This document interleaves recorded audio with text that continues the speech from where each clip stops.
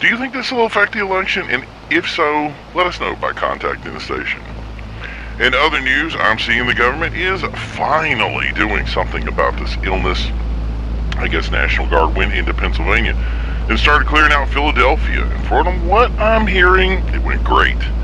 People are starting to actually even move back in. So you're not going to believe this one, but not even a few hours later, and they've already postponed the Pittsburgh run. Seriously, you can't even make this stuff up. Protesters line the streets outside of Pittsburgh and refuse to move for civil defense vans. Those are the vans that initially arrived to deduce a scene prior to National Guard deployment. Their complaint was regarding deplorable conditions of the sick that they were undergoing and that the National Guard troops were murdering civilians, which is quite the claim. It makes me wonder if they would have blocked National Guard troops, being armed and everything. But seriously, we reviewed the information and we didn't find anything that said any of that was happening. Nothing. No. Was it without problems? Definitely not. It dotted all the I's and crossed all the T's when it came to government operations, but on a whole, I didn't see anything where these claims held any water.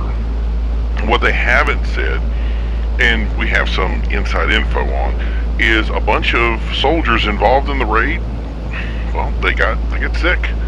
Shocking. Going into an infected zone and getting sick, right?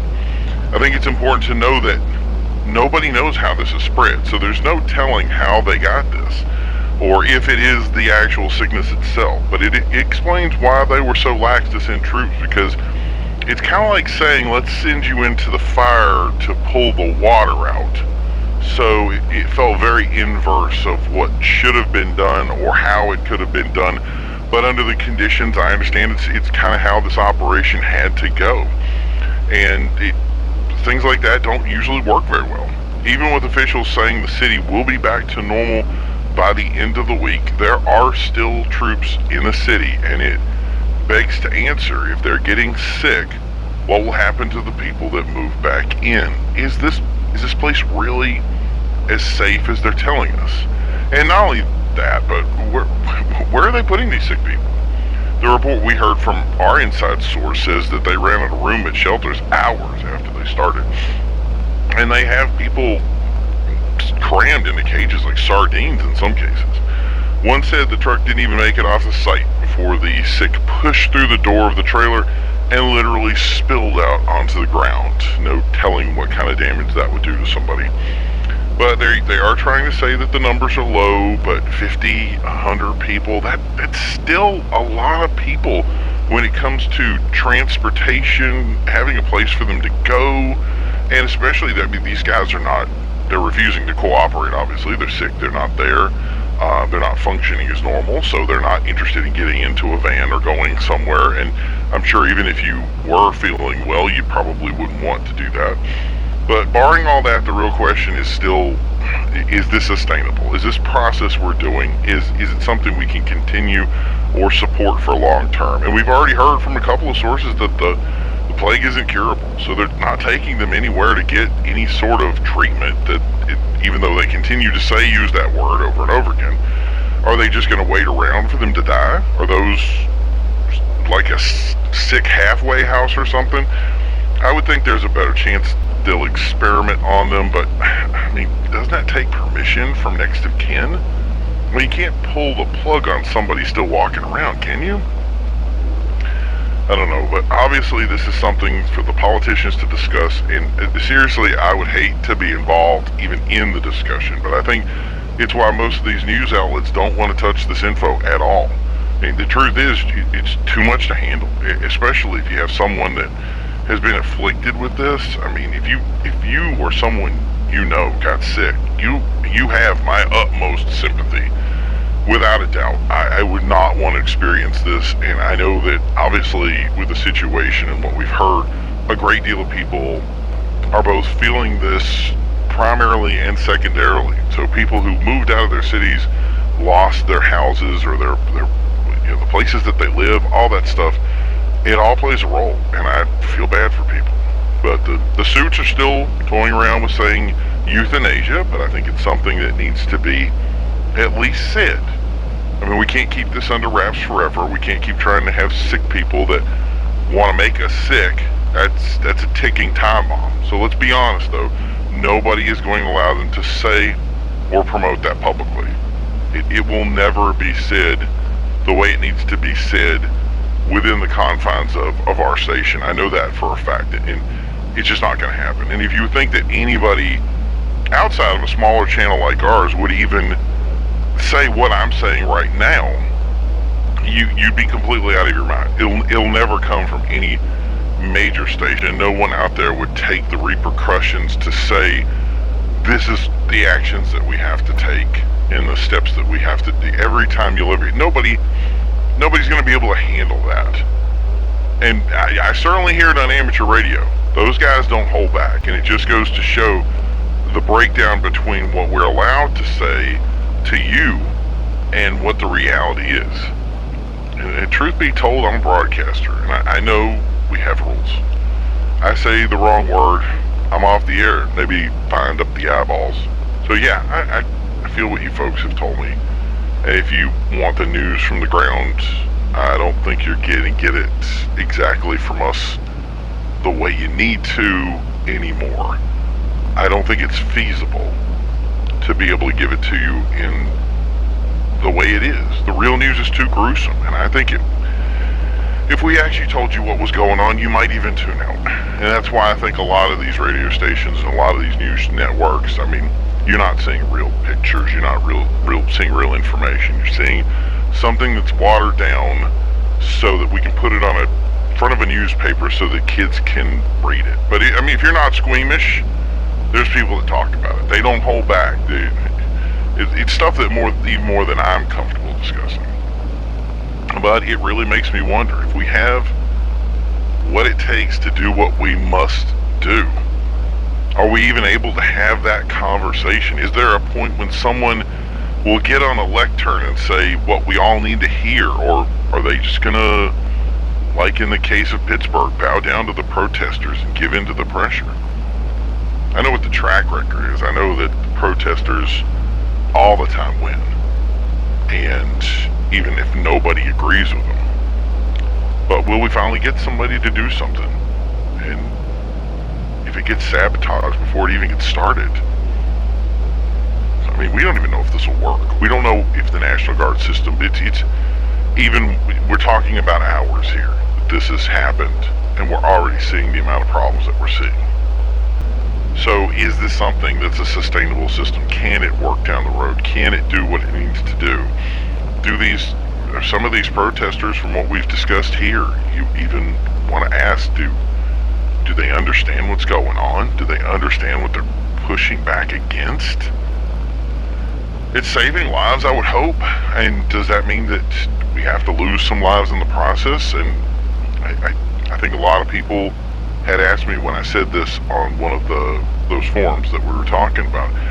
One of the people asked, what kind of life do those people have? Do they even have a life? Is that what's considered life? I mean, for the most part, if you have a dog or horse or something that's injured to the point that it can't survive anymore, it's been hit by a car, its mental faculties are gone, we do the right thing and we make sure it doesn't come back.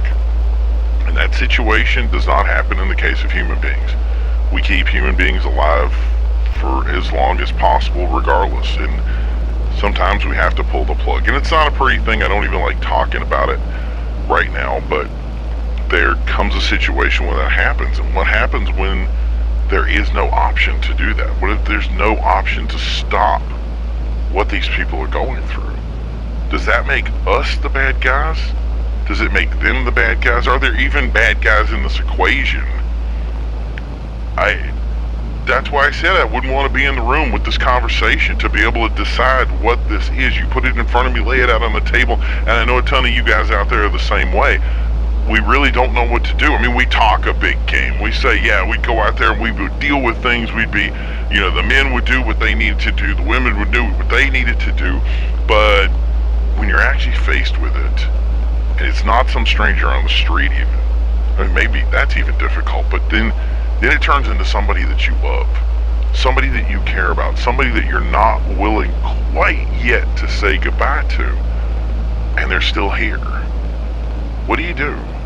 Do you go to the politician and you say, hey, I need to pull the plug? I know a ton of people have done it, but the plug isn't the plug anymore. You pull that plug, these guys, they keep walking around. They keep doing what they got to do. They keep surviving. They keep attacking people. They keep coming at you, and that person that you love doesn't care about you anymore. And it's terrible.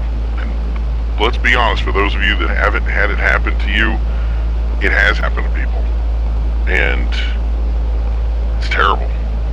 So it just, like I said, there is no point. I hate to say it. Normally I'd come on to a show, I'd have the, this big, long, in-depth conversation about a product. We'd get to the end of it, and then I would say, this is what we need to do, and this is how we get ahead of the problem, and this is how it is, this is the election, this is this, and this is this, and we just do this, and we got it. We just vote the right way, or we do this. We got it. And I don't have that. And nobody does. I don't care what you say that you're listening right now. You may think you've got it all figured out, but you don't. You are just as much along for this ride as everybody else out there who says, I don't know what's next. And the truth is, we don't know what's next. We don't know what to do. It's going to take somebody that's a judge, a jury, and an executioner. And I don't know a lot of people that can do that job. I know I'm certainly not that person. I'm going to be the big man here, step up to the plate and say, I'm not your guy. And it's nothing personal. I'm not going to, obviously if I was put in a situation where I needed to do something, I hope, that's my thing. I'd hope that I take the right actions, that I do the right things. But I just don't know. Because I've never been there. And anything else is just masculine posturing to say, hey, I got this. I know what's up. And that's okay. You can say that to yourself. You can say you have the propensity to be the bad person or take the strong action or do what's necessary. But I think we did a research project a while ago that something like 86% of people who faced with an aggressor and had the ability to defend themselves, especially with a weapon, failed to do so. So there's your question right there, and now you have it where it's, in a doctor's office with loved ones crying and all this other stuff. The more you talk about this, the more complex it is. But we will at some point hopefully get back to that later and tell you exactly what some of these experts bring to us and give us the information, which is what we're hoping. But until then, it appears that WHO has thrown their hat into the ring and is working directly with the CDC and Civil Defense.